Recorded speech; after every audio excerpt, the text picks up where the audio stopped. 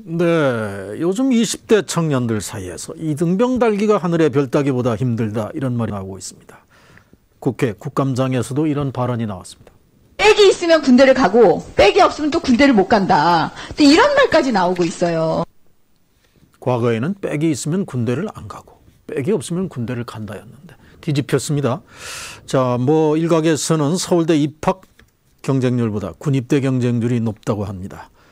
디펜스 21의 문영철 기자를 연결해서 자세한 얘기 들어봅니다. 문 기자님 안녕하십니까? 예, 안녕하십니까? 네, 요즘 군대 안 가게 해달라는 청탁이 아니라 군대 좀 제발 가게 해달라는 부탁이 더 많다는데 어느 정도로 입대하는 게 어렵길래 그런가요? 예, 지난 14일 날 정미경 새누리당 의원이 병무청으로 제출받은 자료에 따르면은 네. 올해 1월에서 7월까지 육해 공군과 해병대 입대 지원자는 63만 427명이었지만 실제 네. 입대한 사람은 8만 4,224명에 그쳤습니다. 네. 경쟁률로 보자면 7.5대 1인데 서울대학교 입시 정시 모집 경쟁률 3.93대 1보다 훨씬 더 높죠. 네. 또 하나는 이제 2016년 입영 기준으로 현역병 가용 자원이 31만 6천 명인데 군이 수용 가능한 자원은 29만 2천 명으로 2만 4천 명이 약 남는 실정입니다. 네. 근데 이게 최근에 갑작스럽게 만들어진 현상 같아요. 과거는 안 그러잖아요. 왜 이런 현상이 발생할까요? 일단 5월 7일 날 육군본부 인사참모부 획득정책과 세미나 자료에 보면은 네. 대한민국 청년 인원이 2015년을 중점으로 해서 33.1만 명이라고 이야기를 합니다. 근데 10년 뒤인 2025년에는 20.3만 명으로 청년 인구가 약 30% 정도 줄어들게 됩니다. 네. 그래서 이게 장기적으로 쭉 이어온 상황이 아니라 일시적인 현상으로 봐야 되는 문제겠죠. 근데 이런 문제가 발생하는 근본적인 원인은 군을 선호한다든가 이런 문제가 아니라 학비 문제라든가 여러 가지 경제적인 문제, 불안한 네. 취업 문제 네. 이런 것들로 해서 그거를 도피할 수 있는 탈출구로 군을 선택한다는 게 가장 큰 문제점입니다. 자, 군 간부 지원도 요즘 상당한 인기라는데 그럼 현역 입대뿐만 아니라 이쪽도 마찬가지 현상이 발생하고 있습니까?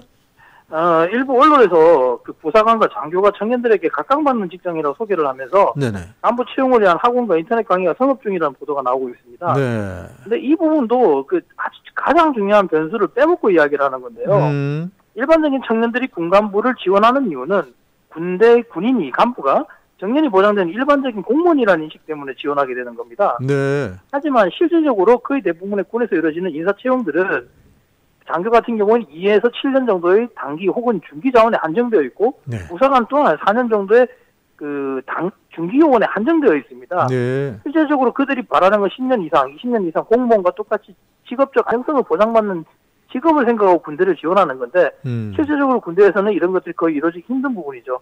이런 부분들도 결국은 어떤 사회적인 고용 불안정이라든가 네.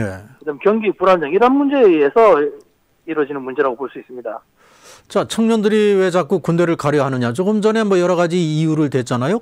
네. 여러 가지 이유 때문에 꼭 그 시점에 가야 되는데 못 간다면 청년들로서는 참 고민이 많겠습니다. 이러지도 못하고 저러지도 못하고. 네, 그렇죠. 일단은 자기들도 취업 계획이라든가 휴학 계획이라든가 이런 것들을 다 맞춰서 움직여야 되기 때문에 네. 거기에 맞춰서 이제 군대를 입대하기도 희망을 하고 있습니다. 근데 군의 적체 인원들이 발생하다 보니까 언제 입대가 제대로 들어갈 수 있을지가 불투명해지니 이런 계획을 찾기가 상당히 힘들어지는 거죠. 네.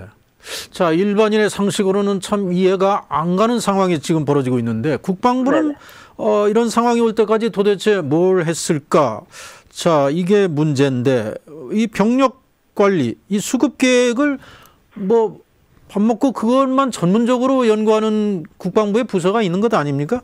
왜 이런 현상이 있을까요? 일단 군에 대한 수급이라든가 이런 문제에 대해서 꾸준히 연구하는 담당 부서들은 물론 있는데 우리 군의 기본적인 인사정책이라는 게 병사뿐만 아니라 간부까지 아울러서 봤을 때 상당히 단기적이고 짧게 보는 강령들이 많습니다. 네. 장기적으로 어떤 병력을 안정적으로 이끌고 어떤 구성을 어떻게 이끌어 나가야 될 것인가, 신분별로 어떻게 진급을 시키고 어떻게 이어나가야 우수위원이 모집이 될 것이고 충원이 될 것이라는 그런 계획보다는 네. 단기적인 시간적인 계획에 의해서 이번에는 어떻게 됐고 매년 어떻게 모집하니까 어떻게 넣자 이런 식의 계획들이 많다 보니 중장기적인 계획들이 부족하다 보니 이런 사태들이 벌어졌을 때는 우왕좌왕 해버리는 거죠.